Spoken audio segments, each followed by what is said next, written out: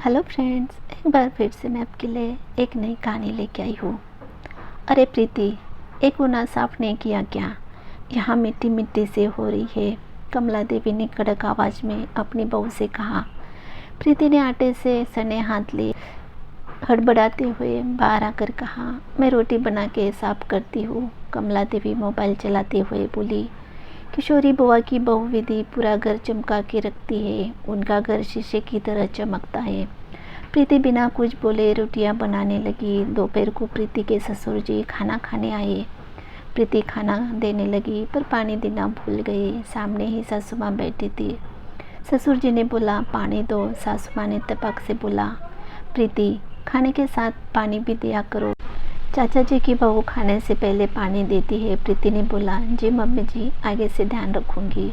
अगले दिन रोहित नहाकर निकला और उसने बाथरूम को ऐसे ही गिला छोड़ दिया। कमला देवी ने तुरंत अपनी बहू से कहा, रोहित के निकलने के बाद कपड़े से बाथरूम की टाइल साफ कर दिया करो। बड़े मामा जी की बहू दीपिका का बाथरूम सूखा रहता है, गीले बाथरूम से राव खराब हो जाता है। प्रीति ने बोला, मम्मी जी अभी तो रोहित जी का टिफिन तैयार कर रही हूँ, इसके बाद साफ कर दूंगी। रोहित के चले जाने के बाद कमला देवी और प्रीति बैठ के बातें कर रहे थे। तभी बातों बातों में कमला देवी ने बोला, अशोक मौसा जी की बहू पूरे घर का ख्याल रखती है, पूरे घर को संभाल लिया है। मौसा जी आराम से घूमती है, कोई टेंशन नहीं है। प्रीति बोली, आरती भाभी की शादी को 15 साल हो गए हैं। आप भी पापा जी के साथ पास वाले पार्क में चली जाया कीजिए। आपका घूमना भी होगा और पापा से 2-4 बातें भी हो जाया करेगी। तभी कमला देवी ने तपाक से बोला, ना बाबा ना, मेरी बस की नहीं है। मेरे घुटनों में दर्द रहता है और बच्चे वहाँ क्रिकेट खेलने आते हैं। अगर घुटने में गेंद लग गई और बिस्तर पकड़ लिया तो फिर मेरी सेवा कौन करेगा? मेरी किस्मत बहन जैसी थोड़ी ना है। 2 दिन बाद प्रीति को अपने सूट सिलवाने के लिए टेलर के पास जाना था। उसने अपनी सासू माँ से टेलर वाले के पास जाने की बात कही। कमला देवी ने तपाक से बोली, अरे सामने वाली की बहू तो खुद अपने हाथ से ब्लाउज और सूट सिलाती है। अपने हाथ से कितनी भी डिज़ाइन बना लो और कभी भी बनाकर पहन लो। प्रीति ने बोला, मम्मी जी सूट तो मैं भी सिला लेती हूँ। यह कपड़ा थोड़ा रेशमी है और रेशम के कपड़े की फिटिंग जल्दी सही नहीं आती है, बहुत सरकता है, इसलिए मैं टेलर से सिलवाना चाहती हूँ और मेरे पास अभी टाइम भी नहीं है। दिवाली होकर गई है और चचेरे भाई की शादी है। कमला देवी ने तुरंत बात पलटते हुए बोला, नहीं, मैं तो बता रही हूँ कि अगर सिलाई आती है तो अपने घर में ही कपड़े सिल के आदमी पहन सकता है। प्रीति चुपचाप सुनकर चली गई। कुछ दिन बाद कमला देवी की सहेली घर पर आई। दोनों सहेलियाँ आपस में खूब हंस हंस के बात कर रही थी और अपने बचपन की बातें, जवानी की यादें और बुढ़ापे के किस्से सुना रही थी।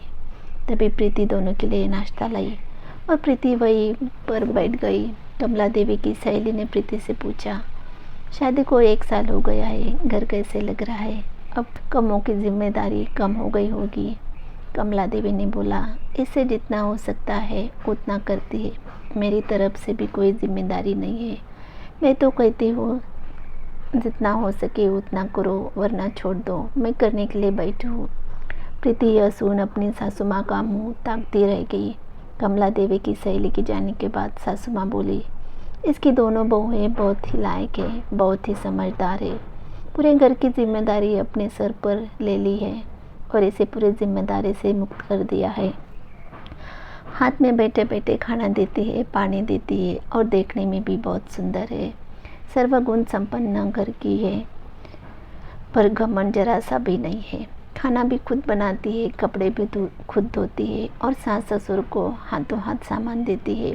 प्रीति की अब सहन शक्ति खत्म हो गई थी। वह बोली, मम्मी जी, सबकी बहू सर्वगुण संपन्न है। आप हमेशा कहती है कि उसकी बहू यह करती है, इसकी बहू यह करती है, मौसी की बहू ये करती है, चाचा जी की बहू वो करती है, पर आपकी बहू क्या करती है? आपने कभी वह देखने की कोशिश की है? सिर्फ आपकी बहू कुछ नहीं करती है, आपको सिर्फ मेरे में कमियां ही नज़र आती है। मैं आपकी अपनी माँ की तरह सेवा करती हूँ, पर आपने कभी मुझे बेटी के रूप में नहीं देखा। मम्मी जी, आप मुझे बेटी ना सही, कम से कम मुझे बहू के रूप में तो देखिए। मैं क्या करती हूँ, कितना करती हूँ।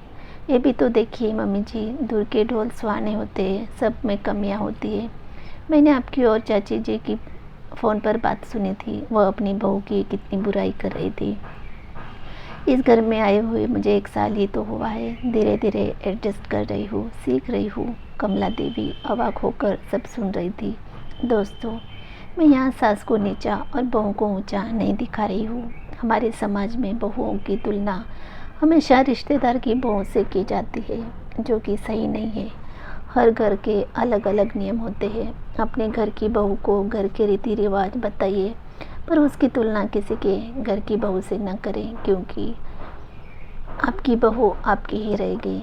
सो फ्रेंड्स, आपको मेरी कहानियाँ पसंद आ रही है तो प्लीज़ चैनल को लाइक, शेयर और सब्सक्राइब करना मत भूलिएगा। Thank you.